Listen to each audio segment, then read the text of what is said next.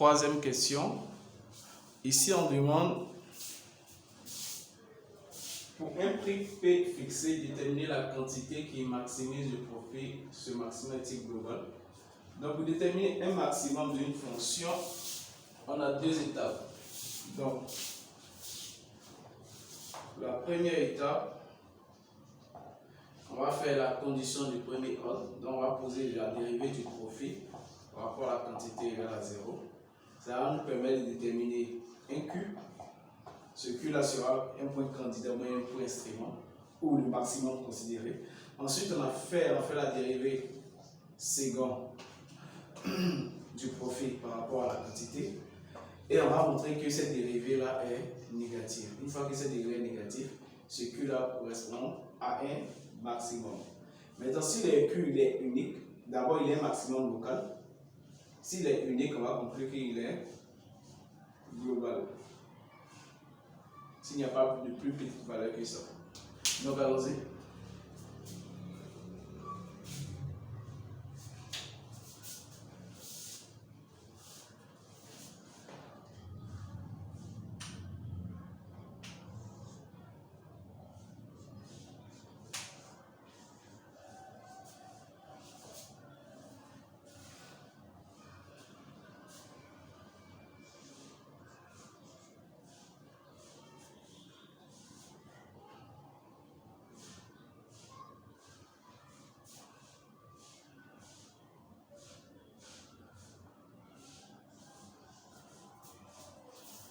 En doucement, on va faire ça simplement. On va d'abord tirer copier le profit et puis on met dérivé, ensuite dérivé.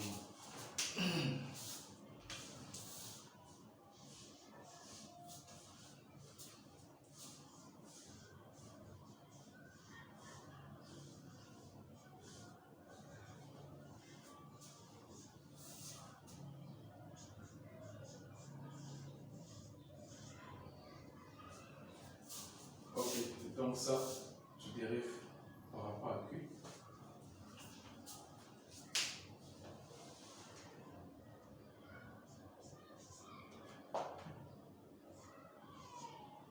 P, après moins 0,2 Q plus 50. 4000, ça fait 0, donc égal à 0. Donc là, maintenant, tu dis Q.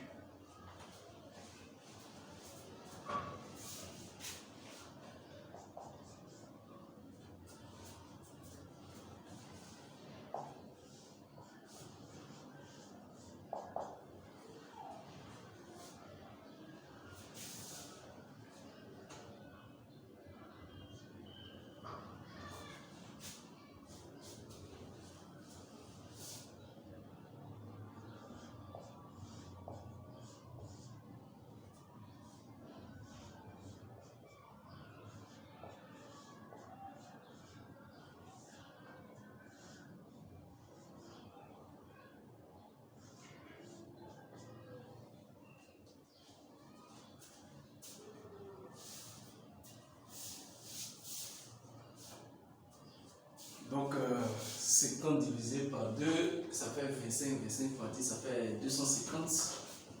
Donc, moins 250. Et moins 250. Plus 50. P.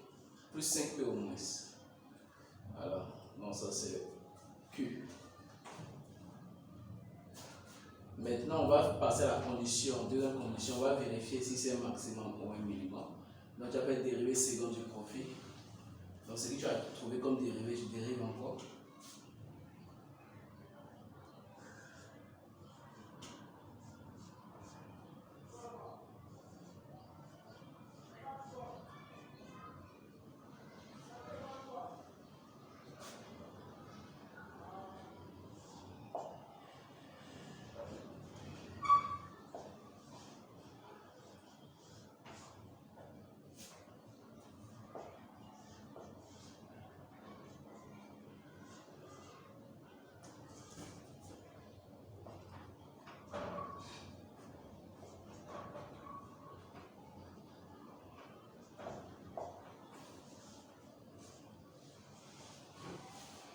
Ok, donc on trouve directement un nombre négatif, tu mets inférieur à 0. Donc tu conclus directement que la quantité qui maximise le profit est Q égale à moins 250 plus 5P, qui est un maximum global. Bon, tu mets d'abord que c'est un maximum local.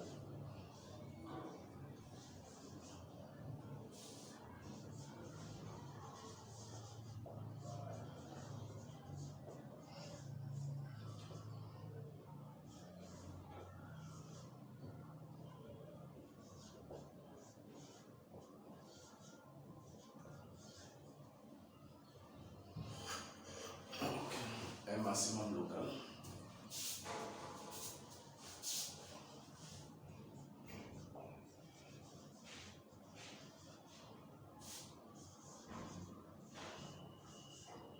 Maintenant ici, puisque Q peut varier en fonction de P.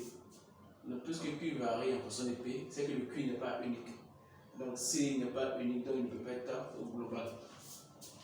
Parce que ici, par exemple, si on prend P égale à 50, si P égale à 50, Q égale à 0. Si P égale par exemple à 100, si P égale à 100, Q sera égal à 250.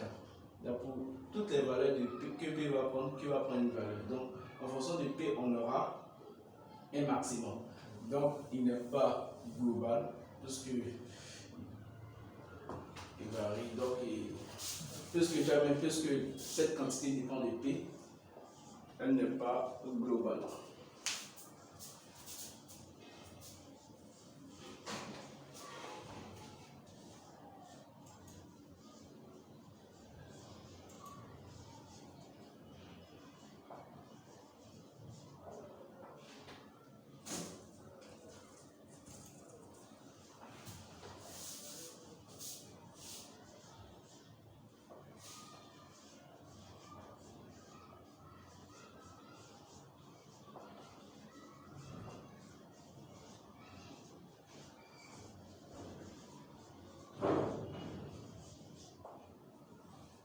Maintenant, si P prend une valeur fixe, elle devient en même temps globale. Voilà. Donc, elle est, puisque cette quantité dépend de P, elle n'est pas globale. Si P est fixé, elle est globale. Non, simplement. Si P est fixé, elle est globale. Si P varie, elle n'est pas